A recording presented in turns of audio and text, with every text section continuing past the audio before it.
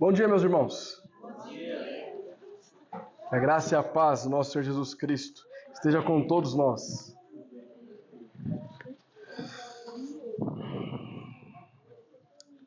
Uma alegria, mais um dia do Senhor, estarmos reunidos como igreja para louvor e adoração daquele que vive e reina para todos sempre. Trago também todo o carinho e o amor do pastor Leonardo, que está preservando a saúde da sua família e de si mesmo. Certamente está nos acompanhando neste momento. Deus venha guardá-los. Queridos, nós vamos dar sequência à série O Ciclo de Juízes e a Esperança do Rei Perfeito. Se você for acompanhar esse sermão futuramente, acompanhando o meu esboço, não acredite que é o sermão número 10.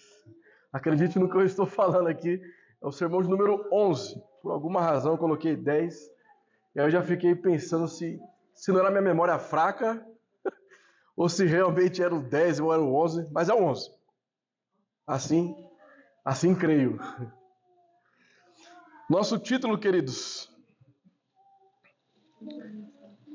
a obediência de Gideão em Juízes, capítulo 6, dos versículos 25 ao 40.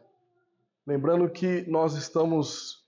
Esse daqui seria a segunda parte do sermão ministrado na semana passada, quando nós tratamos sobre a queda, a redenção e a fé, lições sobre Gideão, e seguindo a ordem lógica de lições a respeito deste fato que ocorreu com Gideão, nós trataremos hoje a respeito da obediência.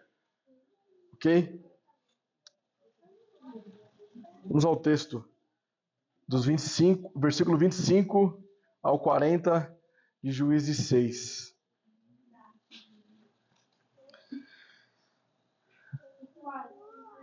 Naquela mesma noite lhe disse o Senhor: Toma um boi que pertence a teu pai, a saber, o segundo boi de 7 anos, e derriba o altar de Baal, que é de teu pai, e corta o poste ídolo que está junto ao altar. Edifica ao Senhor teu Deus um altar no cimo deste baluarte, em camadas de pedra, e toma o segundo boi e o oferecerás em holocausto com a lenha do poste ídolo que vires a cortar. Então Gideão tomou 10 homens dentre os seus servos e fez como o Senhor lhe dissera. Temendo ele, porém, a casa de seu pai e os homens daquela cidade, não o fez de dia, mas de noite. Levantando-se, pois, de madrugada os homens daquela cidade, eis que estava o altar de Baal derribado, e o poste ídolo que estava junto dele cortado, e o referido segundo boi for oferecido no altar edificado. E uns aos outros diziam: Quem fez isto? E perguntando e inquirindo, disseram: Gideão, filho de Joás, fez esta coisa. Então os homens daquela cidade disseram a Joás: Leva para fora o teu filho para que morra, pois derribou o altar de Baal e cortou o poste ídolo que estava junto dele. Porém, Joás disse a todos os que se puseram contra ele: Contendereis vós por Baal? Livrá-lo-eis vós? Qualquer que por ele contender, ainda esta manhã será morto. Se é Deus, que por si mesmo contenda, pois derribaram o seu altar. Naquele dia Gideão passou a ser chamado Jerubaal, porque foi dito: Baal contenda contra ele, pois ele derrubou o seu altar. E todos os midianitas e amalequitas e os povos do Oriente se ajuntaram e passaram a se acamparam no vale de Jezreel. Então o Espírito do Senhor revestiu a Gideão, o qual tocou arrebate e os abiesritas se juntaram após ele. Enviou mensageiros por toda a tribo de Manassés, que também foi convocada para o seguir. Enviou ainda mensageiros a Azer e a Zebulon e a Naftali, e saíram para encontrar-se com ele. Disse Gideão a Deus: Se has de livrar Israel por meu intermédio, como disseste, eis que eu porei uma porção de lã na eira. Se o orvalho estiver somente nela e seca a terra ao redor, então conhecereis que has de livrar Israel por meu intermédio, como disseste. E assim sucedeu. Porque ao outro dia se levantou de madrugada e, apertando a lã do orvalho dela, espremeu uma taça cheia de água. Disse mais Gideão: Não se acenda contra mim a tua ira, se ainda falar só esta vez. Rogo-te que mais esta vez faça eu a prova com a lã, que só a lã esteja seca, e na terra ao redor haja orvalho. E Deus assim o fez naquela noite, pois só a lã estava seca, e sobre a terra ao redor havia orvalho. Amém. Senhor nosso Deus, amado Pai, graças te damos pela tua misericórdia, pela tua graça infindável sobre nós. Nós somos eternamente gratos ao Senhor por tudo aquilo que o Senhor realizou em nosso favor, ainda que nós não merecíamos. Mas o Senhor nos chamou irresistivelmente para que nós estivéssemos pactuados com o Senhor. E, portanto, seguimos perseverando para que o nome de Cristo seja glorificado. Nossa oração neste momento é para que a iluminação do Teu Santo Espírito venha sobre nós e assim possamos desfrutar do alimento da Tua palavra, em nome de Jesus. Amém e amém.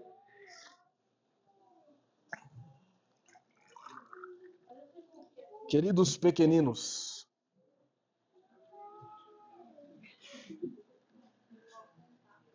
imaginem vocês, Estherzinha, Oli, Martim, Mark e todos os nossos pequenos aqui presentes. Imagino que vocês recebam uma ordem dos seus papais que parece impossível de ser cumprida.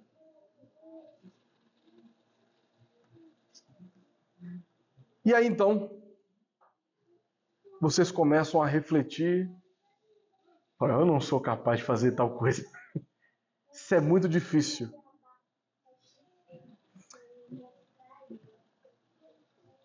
Entretanto, se vocês cumprirem com a ordem que os seus papais passaram a vocês, vocês receberão um prêmio. Talvez um lanche no McDonald's, um brinquedo, uma bicicleta, uma moto. Já pensou? Que legal? E vocês consideram fazer isso. Mas ainda assim são desmotivados pela dificuldade que está sobre vocês.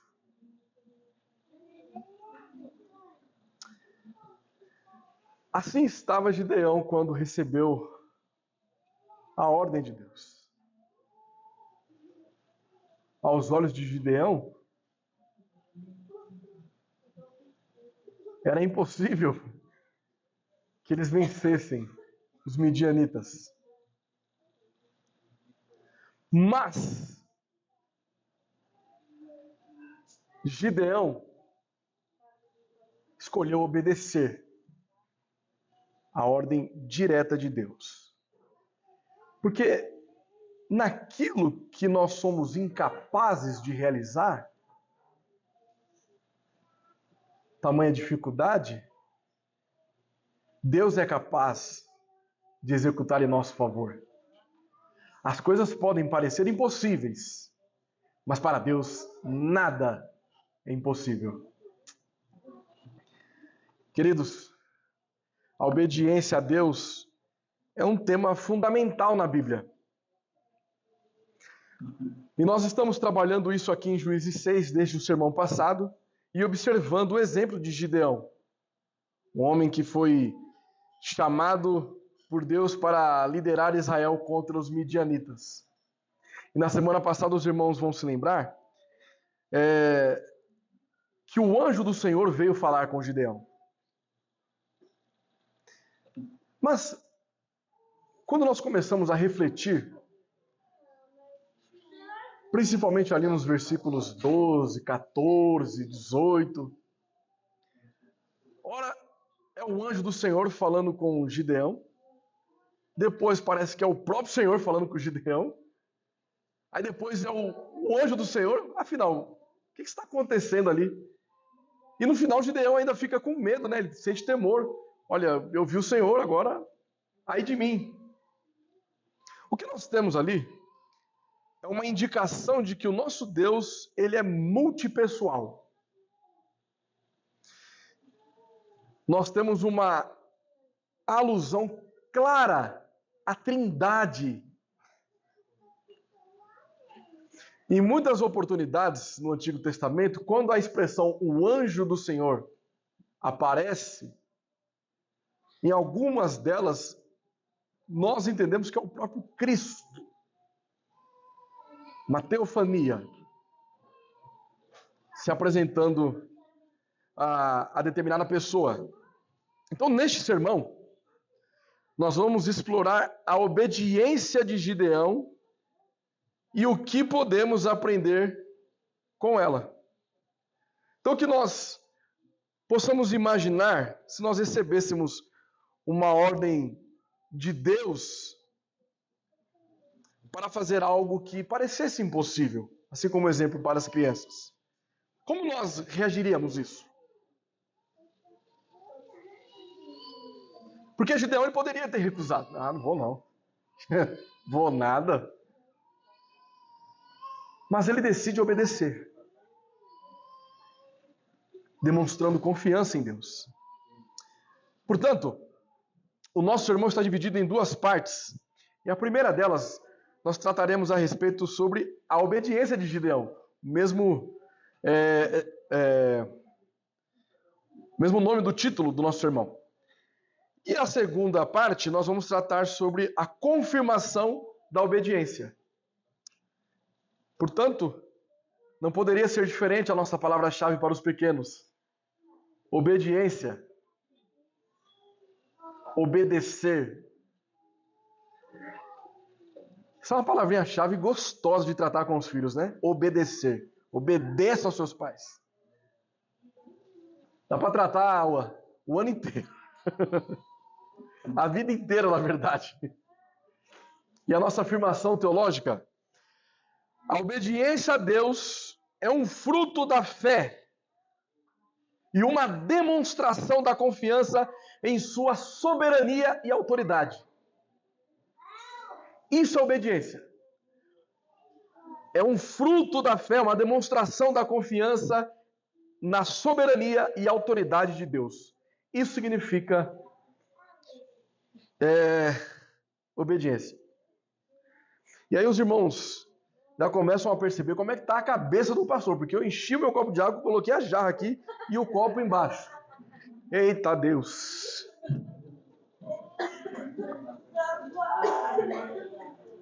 Meus irmãos. As muitas letras estão me enlouquecendo. Vamos lá, a primeira parte. A obediência de Gideão, dos versículos 25 ao 32. Vamos tomar nota novamente. Naquela mesma noite lhe disse o Senhor. Percebam, aqui novamente é o anjo do Senhor, mas o texto está traduzindo aqui como o Senhor. Toma um boi que pertence a teu pai, a saber, o segundo boi de 7 anos, e derriba o altar de Baal, que é de teu pai, e corta o poste ídolo que está junto ao altar. Edifica ao Senhor teu Deus um altar no cimo deste baluarte, em camadas de pedra. E toma o segundo boi, e o oferecerás em um holocausto com a lenha do poste ídolo que vieres a cortar. Então Gideão tomou 10 homens dentre os seus servos, e fez como o Senhor lhe dissera. Temendo ele, porém, a casa de seu pai e os homens daquela cidade, não o fez de dia, mas de noite. Levantando-se, pois, de madrugada, os homens daquela cidade, eis que estava o altar de Baal derribado e o poste ídolo que estava junto dele cortado. E o referido segundo boi foram oferecidos no altar edificado. E uns aos outros diziam: quem fez isto? E perguntando e inquirindo, disseram: Gideão, o filho de Joás, fez esta coisa. Então os homens daquela cidade disseram a Joás: leva para fora o teu filho para que morra, pois derrubou o altar de Baal e o cortou o poste ídolo que estava junto dele. Porém Joás disse a todos os que se puseram contra ele: contendereis vós por Baal? Livrá-lo-eis vós? Qualquer que por ele contender, ainda esta manhã será morto, se é Deus que por si mesmo contenda, pois derribaram o seu altar. Naquele dia Gideão passou a ser chamado Jerubaal, porque foi dito: Baal contenda contra ele, pois ele derrubou o seu altar. Amém. Então a obediência de Gideão decorre de uma ordem clara. Veja, os versículos 25 e 26 confirmam isso. Porque diz o texto que naquela mesma noite o Senhor havia dito para ele pegar um boi que pertencia ao pai dele, o segundo boi de 7 anos, e também ele deveria derribar o altar de Baal e oferecer ali uma oferta de sacrifício ao verdadeiro Deus, Deus de Israel. A ordem de Deus a Gideão foi clara e específica, o que facilitou a obediência, uma vez que ela foi perfeitamente comunicada e entendida por Gideão. Gideão era como um soldado que recebe uma ordem do seu comandante. Ele sabia que a ordem era de Deus e ele estava disposto a obedecer, não importa o que acontecesse. Então, o que nós observamos aqui? Primeiro, Gideão edificou um altar ao único Deus verdadeiro e salvador. E agora terá de destruir o altar que é utilizado ao falso Deus Baal. Agora, retorne novamente comigo, aí no capítulo 6 mesmo, mas no versículo de número 13. Respondeu-lhe Gideão: ai, Senhor meu, se o Senhor é conosco, por que nos sobreveio tudo isto? E que é feito de todas as suas maravilhas que os nossos pais nos contaram, dizendo: não nos fez o Senhor subir do Egito? Porém agora o Senhor nos desamparou e nos entregou nas mãos dos midianitas. Joás é quem comunicou os feitos de Deus a Gideão, seu filho. Porque esse era o costume do povo de Israel. Os pais repassavam aos filhos as ordens e os mandamentos, os preceitos de Deus.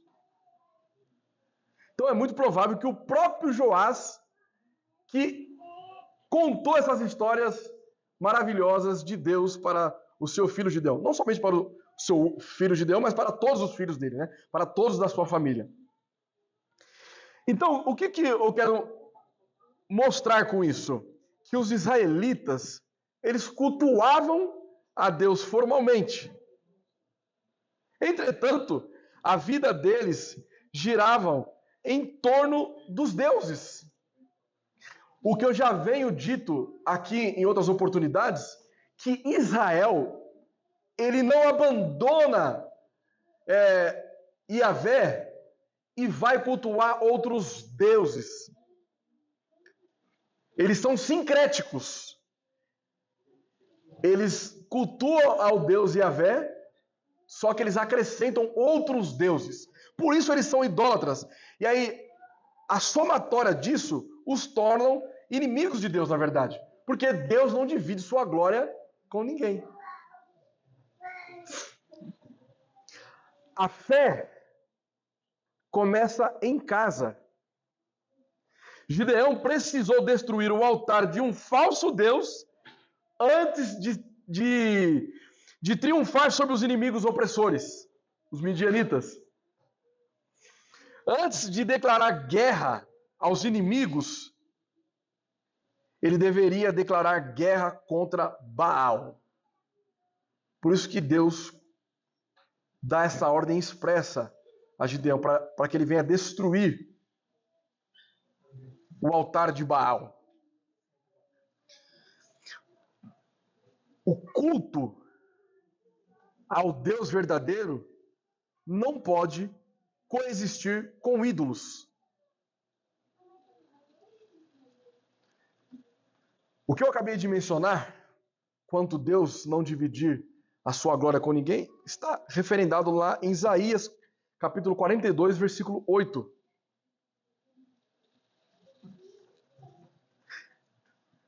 Então, na mentalidade israelita neste período, é que não havia problema eles adorarem outros deuses. Nós acreditamos em Yahvé. Eu creio em Deus. Mas a vida dos israelitas ficava em torno dos ídolos. Isso é presente e comum nas igrejas. Pessoas que afirmam professar uma fé única e exclusivamente em Deus. Mas a sua vida está rodeada de ídolos no seu coração.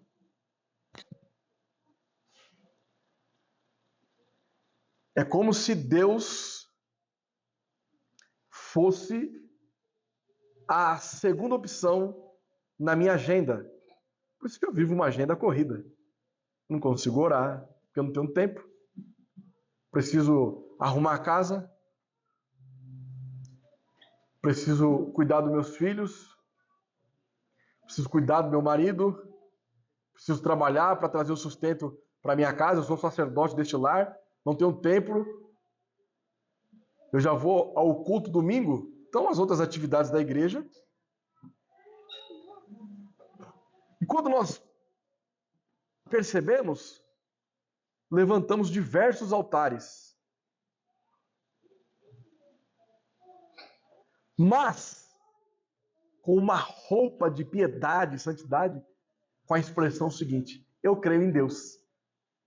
Só lhe deu glória. Mas quando a sua vida não condiz com isso, em muitas oportunidades você dá glória a outras coisas. Quando você começa a colocar Deus de escanteio. Então, para que Deus operasse ali, a reforma tinha que vir primeiro no lar de Gideão. Ele recebe uma ordem clara de Deus, portanto ele executa, destruindo o altar de Baal. Essa ordem clara, o que nós estamos percebendo? Que é prontamente atendida. Porque vejam o versículo de número 27. Então Gideão tomou 10 homens dentre os seus servos e fez como o Senhor lhe dissera. A prontidão de Gideão em obedecer a Deus é um exemplo de fé em ação. Ele não hesitou em fazer o que Deus ordenou. Ele não hesitou e ele nem retardou. Pelo contrário, ele utiliza-se da calada da noite, quando as pessoas estão em repouso, para executar a ordem clara de Deus. Gideão parece entender aqui que 2 altares não podem coexistir. Até porque ninguém pode servir a 2 senhores. Gideão não podia ficar, olha, deixa o altar ali de Baal em paz, que eu vou te servir, Senhor. Deixa eles lá e eu aqui com o Senhor. Não. Ele sabia o que Deus havia dito para ele. E essa atitude de Gideão, ela causa uma reação imediata aos moradores daquela cidade. Porque nos versículos 28 e 30, nós vamos perceber como eles procedem. Quem será que fez isso aqui? Eles, perturbados com a circunstância, eles chegam à conclusão de que foi Gideão. O texto não deixa muito claro por que eles entendem que foi Gideão. Mas, se nós retornarmos nos versículos iniciais de Juízes 6, fez o povo de Israel que era mal perante ao Senhor. Deus envia um profeta para falar com Israel, mas o anjo do Senhor vai pessoalmente a Gideão, que não está ali ouvindo o profeta. O relacionamento de Gideão é direto com Deus. E talvez Gideão já passa a demonstrar atitudes diferentes que ele havia tido após o encontro com Deus. Porque ninguém permanece igual diante da vontade de Deus. Quando Deus ele quer executar alguma coisa, ele vai fazer. Ele muda quem somos. E a reação dos moradores da cidade foi de medo e admiração. O que mostra que a obediência de Gideão não passou despercebida. A atitude que ele teve causou algo naquele povoado. E eles, portanto, obtiveram uma resposta de sabedoria do pai de Gideão, Joás. A resposta de Joás foi sábia e corajosa, porque ele defendeu o seu filho e também acabou que ele confrontou o falso Deus, Baal. Veja, a atitude de Gideão despertou algo em seu pai. Porque, note, os ídolos estão ali na casa do pai de Gideão. Então o pai de Gideão prestava cultos a Baal.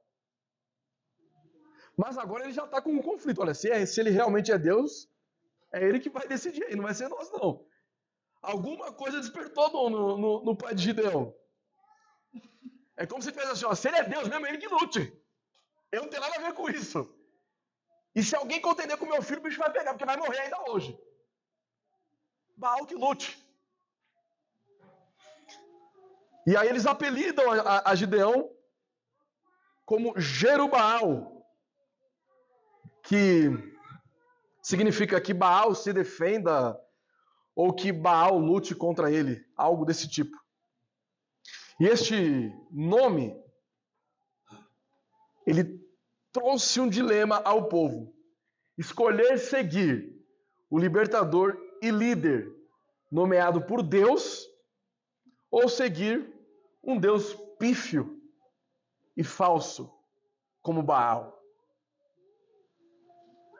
Porque que Baal se defenda, Jerubaal, que Baal se defenda.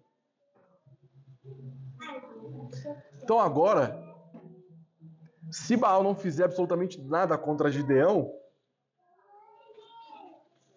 a quem vocês vão seguir? A estes falsos deuses? Ou ao Deus de Israel, o verdadeiro Deus, Yahvé?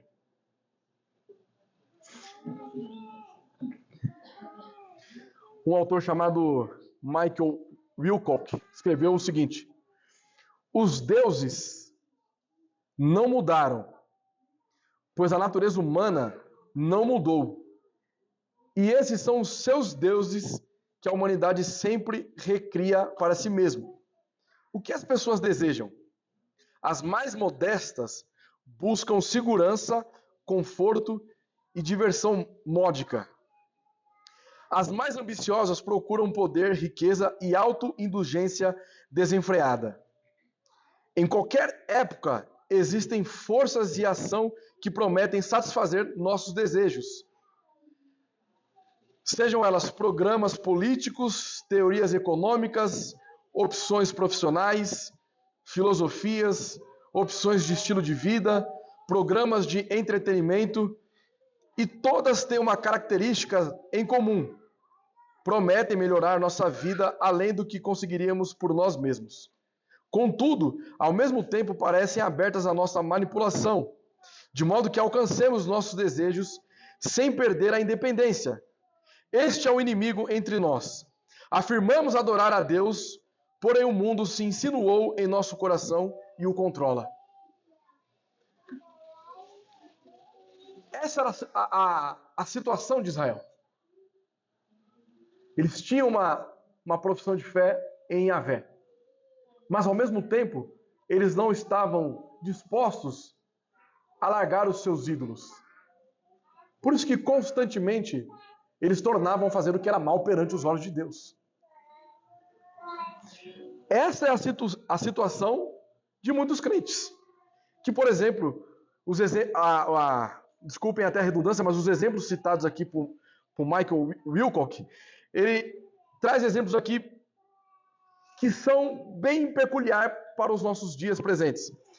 Então, pessoas que adoram uma ideologia política. Se tal político vencer, a igreja vai acabar.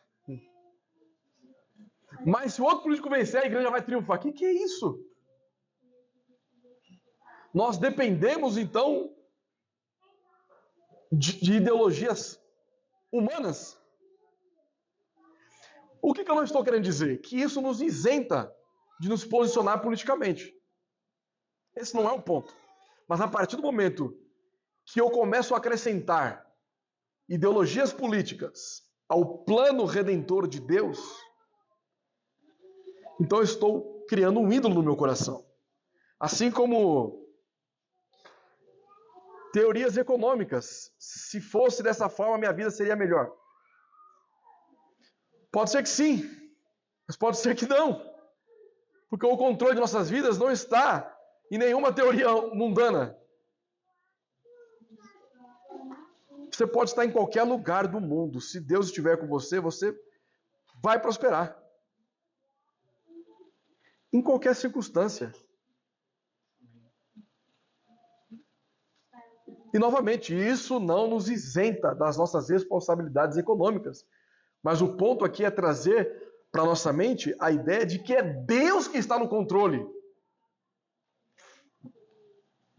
Ou então, as pessoas começam também a idolatrar opções profissionais.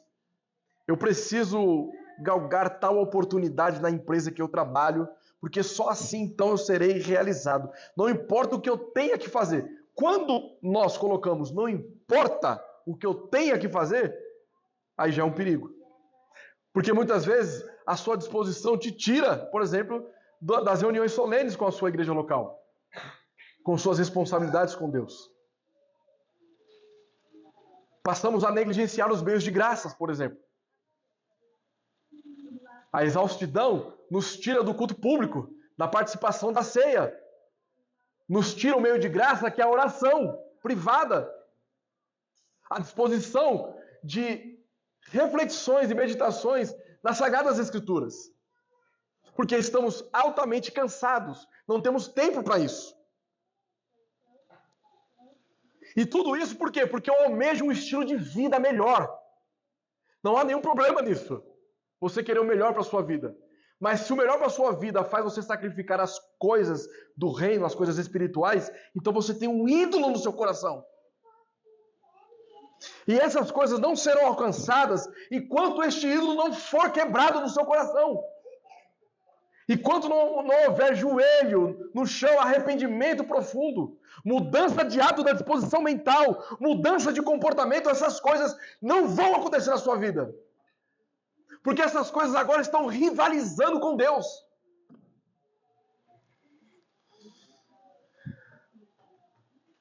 Ou então, programas e atividades de entretenimento. Eu preciso ir em tal show.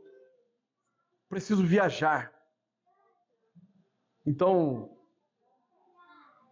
eu não vou para o culto. E a questão, veja bem, Não há problema nenhum quando você vai viajar e você não esteja presencialmente aqui na sua igreja local. Mas o dia do Senhor, ele permanece o dia do Senhor. Onde você estiver, cultue a Deus lá. Vá a uma igreja bíblica lá. Mas não tem igreja bíblica, então cultue com a sua família. Fale do Evangelho. Separe momentos de orações privadas. Porque essas coisas, elas trazem ilusões em nosso coração. Porque nós estamos da seguinte forma: isso não é pecaminoso. Esses desejos não são pecaminosos. Então eu começo a rivalizar com Deus transvestido de piedade. Porque eu começo a me justificar. Essa é a expressão que o autor aqui ele coloca autoindulgência desenfreada. É você comprar justificação para si mesmo. Justificar os seus próprios pecados para que você possa rivalizar com Deus em paz. Queridos, o avivamento ocorre quando antes de queremos mudar o mundo, mudarmos a nós mesmos e o nosso lar. Até mesmo, olha como que o nosso coração é enganoso. Até mesmo um desejo desenfreado por evangelização e missões, ele pode ser pecaminoso. Como assim? Tem muitas pessoas que querem ir para a África, querem ir para regiões mais pobres. Preciso falar de Cristo para aquelas pessoas, mas o lar está em frangalhos. A sua mulher não conhece o Evangelho, os seus filhos não conhecem o Evangelho, os seus pais não conhecem o Evangelho. Mas vocês querem evangelizar lá fora, o mundão. Seus vizinhos não sabem nem que você é crente. Então você tem esse desejo por sair evangelizando, fazendo missões, quando na verdade as pessoas que estão ao seu redor nunca ouviram falar do Evangelho.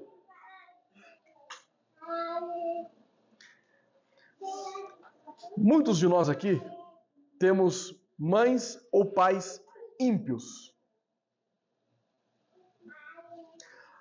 Começa agora a refletir.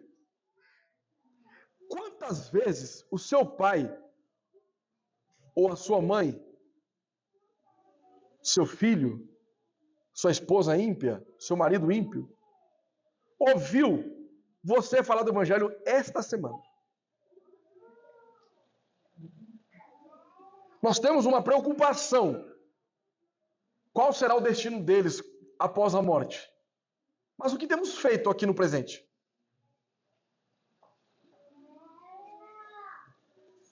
O que as pessoas que estão ao seu redor, que não conhecem a Cristo, observam ao enxergar você?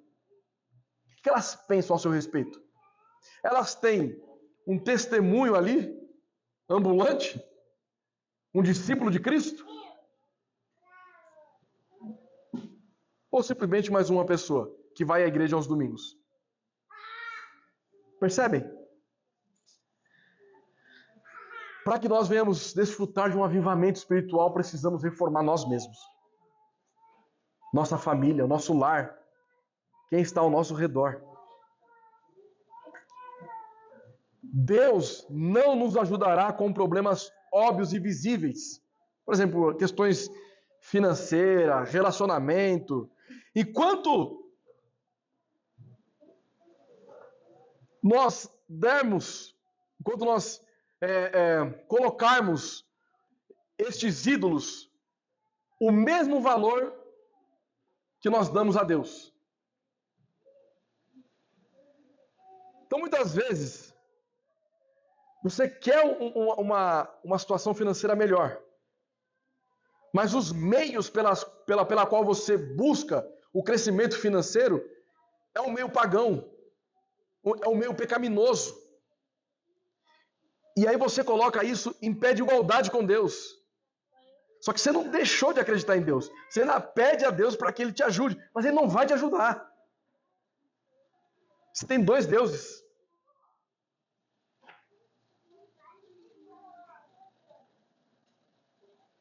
Dentro do seu lar, no seu casamento, você pede a Deus para que Ele melhore a situação da sua família, do seu casamento, e você faz bem. Mas a partir do momento que a sua família começa a rivalizar contra Deus, você também está pecando. Deus deve ser Deus em todas as áreas de nossas vidas. No nosso casamento, no nosso relacionamento com os nossos filhos, um relacionamento paterno e materno, na nossa área profissional, nas nossas finanças, no nosso relacionamento com os nossos pais, mesmo nós que não moramos mais com os nossos pais, devemos ainda honrá-los.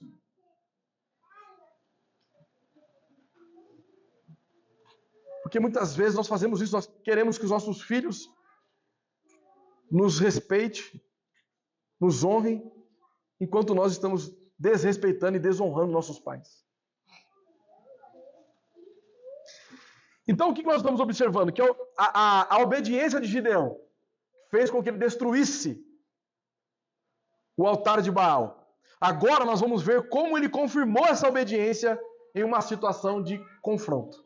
Vamos lá agora na confirmação da obediência dos versículos 33 ao 40.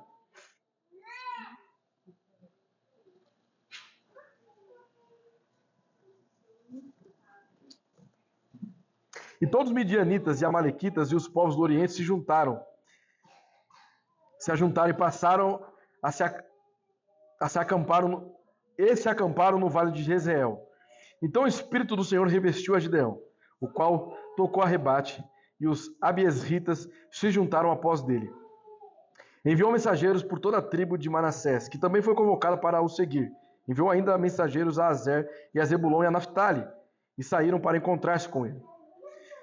Disse Gideão a Deus: se has de livrar a Israel por meu intermédio, como disseste, eis que eu porei uma porção de lã na ira. Se o orvalho estiver somente nela, e seca a terra ao redor, então conhecerei que has de livrar Israel por meu intermédio, como disseste. E assim sucedeu, porque ao outro dia se levantou de madrugada, e apertando a lã do orvalho, dela espremeu uma taça cheia de água. Disse mais Gideão: não se acenda contra mim a tua ira, se ainda falar só esta vez. Rogo-te, mas esta vez faça eu a prova com a lã, que só a lã esteja seca, e na terra ao redor haja orvalho. E Deus assim o fez naquela noite, pois só a lã estava seca, e sobre a terra ao redor havia orvalho. A confirmação da obediência ocorre após um cenário de confronto devido à coalizão invasora e à convocação das tribos de Israel.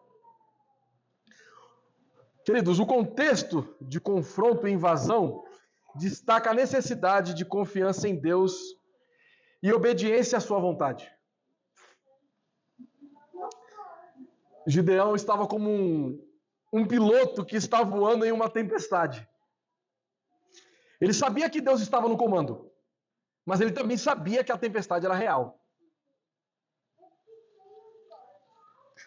Então nós percebemos aqui uma colisão inimiga, a convocação das tribos e a confirmação de que o Senhor lutará contra Baal pelo coração do povo.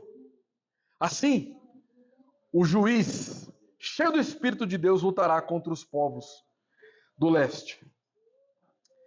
Mas nós percebemos que ele também tem uma hesitação e precaução da fé. A hesitação de Gideão é compreensível, mas também é um lembrete de que a fé não é a ausência de dúvidas. Como Gideão teve dúvidas, muitas pessoas colocam-o como incrédulo. Mas ter fé não significa ser ausente de dúvidas, mas a confiança em Deus apesar delas. Você pode ter dúvidas, mas ainda assim você confia no Senhor.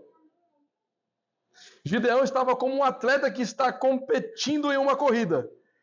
Ele sabia que precisava confiar na sua própria força, mas ele também sabia que precisava confiar em Deus para que ele pudesse ganhar esta corrida. Então muitas pessoas criticam Gideão por fazer isso. Esse homem fica questionando tanto a Deus, toda hora pedindo prova a Deus. Ele inicia colocando Deus na parede, e agora parece que ele finaliza também colocando Deus na parede novamente. No entanto, se essas dúvidas de Gideão foram tão erradas e pecaminosas, nós precisamos pensar o seguinte: por que Deus atendeu os seus pedidos? Já parou para pensar nisso? Se os desejos dele, as dúvidas dele, eram pecaminosas e erradas, por que Deus atendeu os seus pedidos? Na verdade, isso ocorre diariamente com pessoas comuns, pessoas que professam a fé em Deus. Olha, Deus, confirma isso aqui para mim. Se algo acontecer, que o Senhor faça isso. Se o Senhor fizer assim, eu vou entender que essa é a sua vontade. Nós fazemos igual o Gideão muitas vezes. Olha que Robert Tilson diz: os testes, prestem atenção, para que nós venhamos entender a respeito da fé de Gideão. Os testes pretendiam demonstrar o controle do Senhor sobre o orvalho. Isso é significativo, pois segundo o pensamento cananeu, Baal, o deus da tempestade, controlava a chuva e o orvalho.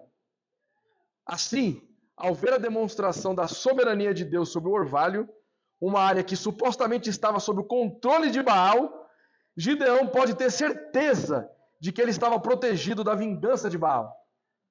Percebem? Então nós também precisamos tomar cuidado com isso.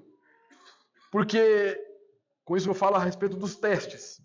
Porque o próprio Satanás, ele quis que Jesus testasse ao Pai no deserto. Olha, se é filho de Deus mesmo, então... Então nós temos que tomar cuidado com os testes. Porque em alguns momentos esses testes vão ser pecaminosos, de procedência maligna. Agora, observem o que Tim Keller fala a respeito de Gideão. Gideão foi muito específico ao pedir que Deus lhe mostrasse que ele não era uma das forças da natureza, como os outros deuses assim o eram, né?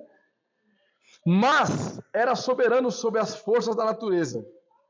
Gideão, portanto, não estava atrás de sinaizinhos, não estava aqui preocupado com sinaizinhos que o ajudassem a tomar uma decisão. Ele queria entender quem Deus é. As dúvidas de Gideão tinha esse objetivo de entender quem Deus é, porque ele não conhecia Deus ainda plenamente. Lembremos-nos de que Gideão não tinha a Bíblia, nem tampouco os muitos meios de graças que temos hoje.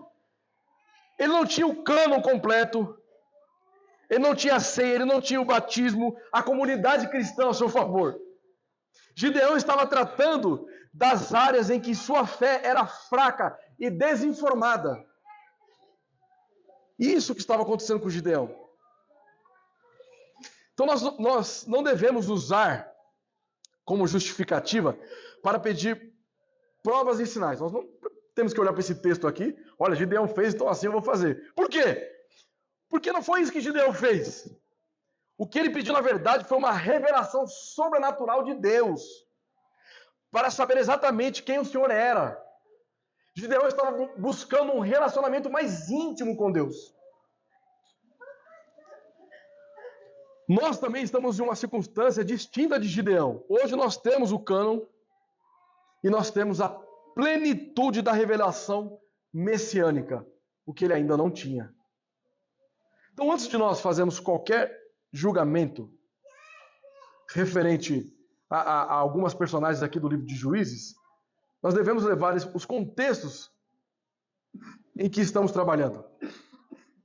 Nós vamos perceber ainda que Gideão ainda vai escorregar um pouquinho ainda durante o percurso que nós vamos tratar aqui em Juízes.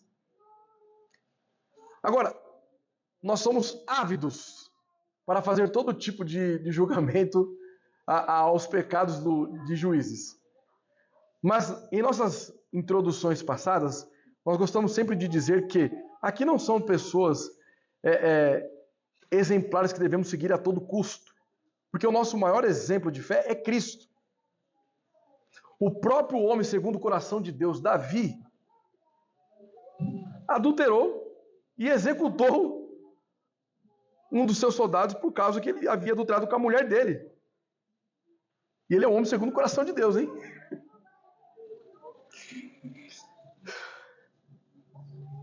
A obediência de Gideão é um exemplo para nós de como devemos responder à chamada de Deus. Que possamos dizer como Gideão: eu sou do Senhor e Ele é meu Deus. Eu me comprometo a obedecer a sua palavra e a seguir os seus caminhos. Que a nossa obediência seja um testemunho vivo de Cristo em nossa comunidade. Que nós possamos confiar em sua soberania e autoridade em todas as coisas. Final.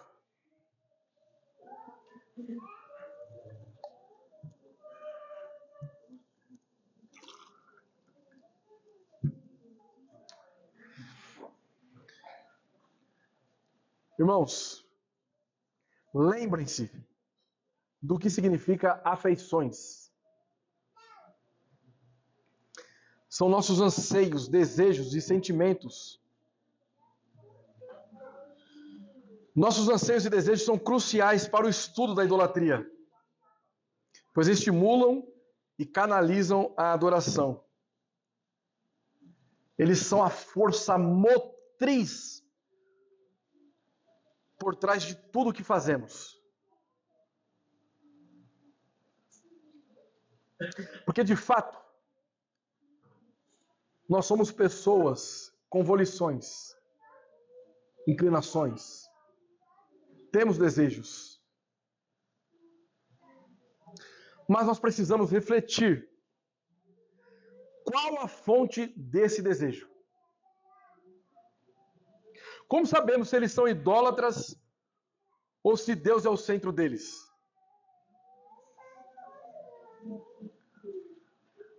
Por exemplo, as irmãs que são solteiras e desejam ter um cônjuge.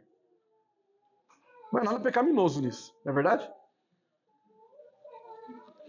Mas tornar esse desejo como se fosse a razão da felicidade, ele passa a ser um desejo pecaminoso. Só serei feliz se um dia eu casar. Se aplica também às mães que não têm filhos. A partir do momento que vocês se sentem incompletas porque não têm filhos,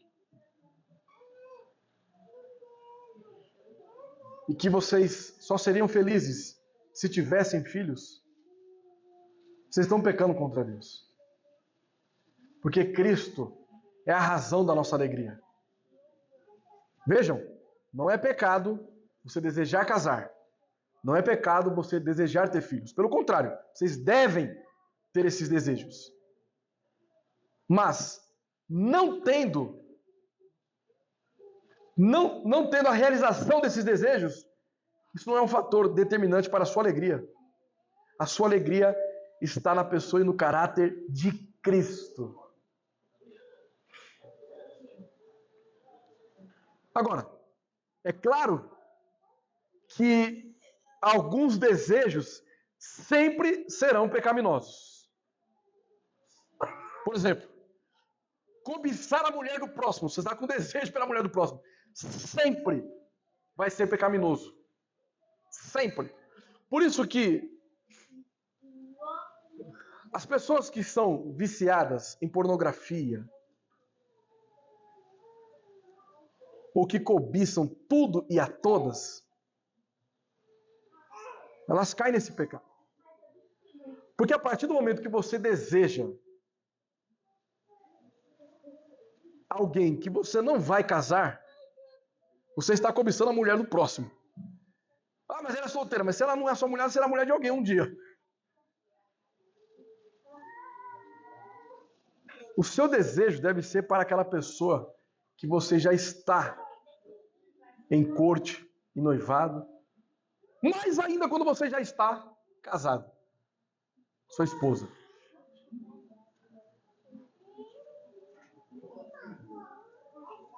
Então, uma vez um rapaz veio dizer para mim, olha, eu sou solteiro, né? Então não tem problema Tem problema sim, querido. Você vai casar com ela? Não. Então tem problema. Tem muito problema. As pessoas que estão lá usufruindo de conteúdos impróprios na internet, assistindo vídeos que você já sabe do que eu estou falando, elas estão cometendo também um pecado de cobiça a uma mulher que não é dela. Ou a um homem, né? Pode ser uma mulher também que esteja escravizada nisso. A questão, como que nós temos consciência de que os nossos desejos não são desejos idólatras? Porque diferente, como eu acabei de mencionar, de Gideão, nós temos a autoridade divina, que é a palavra de Deus. Precisamos ansiar para que tenhamos desejos e inclinações segundo a palavra de Deus. Como eu sei que eu estou fazendo a vontade de Deus? Quando eu amo o meu próximo como a mim mesmo, por exemplo. Quando eu estou pregando o evangelho para o meu próximo. Quando eu procuro não defraudar a irmã que está solteira. Não estou querendo um caso com ninguém. Eu quero um relacionamento. Minha irmã, eu não sou lá aquelas coisas. Minha beleza não está daquele jeito, né? Mas eu sou lindo em Cristo Jesus.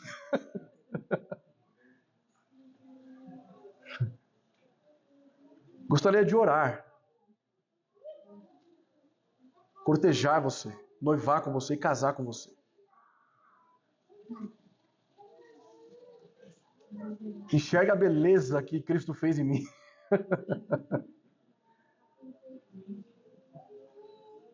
Por isso que nós rejeitamos o namoro recreativo. Isso não procede de Deus.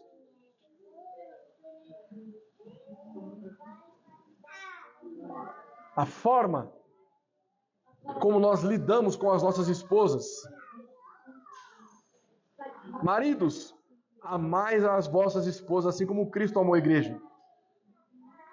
Qualquer coisa ao contrário disso não é vontade de Deus. Mulheres, sejam submissas aos vossos maridos. Qualquer coisa ao contrário disso não é vontade de Deus.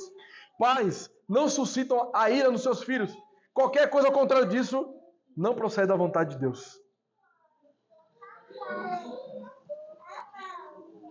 Para todas as áreas de nossas vidas, nós temos como alicerce a palavra de Deus.